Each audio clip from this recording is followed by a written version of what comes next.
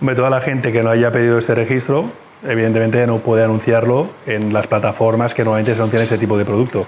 Entonces, quedarán las que estén fuera, pues van a quedar que no se podrán alquilar por este tipo de ni temporalidad ni habitaciones, ¿no? Podría afectar a reducir la oferta, ¿sí? Bueno, el registro único al final es una manera, ¿no?, de intentar tener control del temporal de las habitaciones, pero por ejemplo los turísticos, un doble trabajo, porque si el turístico ya tiene los legales, ya tienen una licencia para poder actuar como turístico, volverle a pedir otra vez a un turístico que también tenga un número de registro es como duplicar el trabajo. En las últimas semanas ha habido un colapso del registro de la propiedad porque no ha podido dar el número de registro a todas las demandas o solicitudes que tenía. Si usted ha alquilado un piso turístico para estas vacaciones, atento porque esto le interesa. Desde hoy la ley obliga a los propietarios a registrar su vivienda. Si no lo hace, el anuncio de ese piso va a desaparecer de la plataforma o de la web donde estaba y usted perderá el contacto de esa persona, pero no la reserva. Requisito podría suponer una reducción de la oferta de alojamientos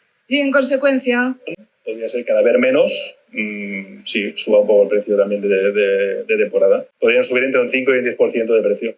La ley afecta sobre todo a los pisos turísticos y de temporada.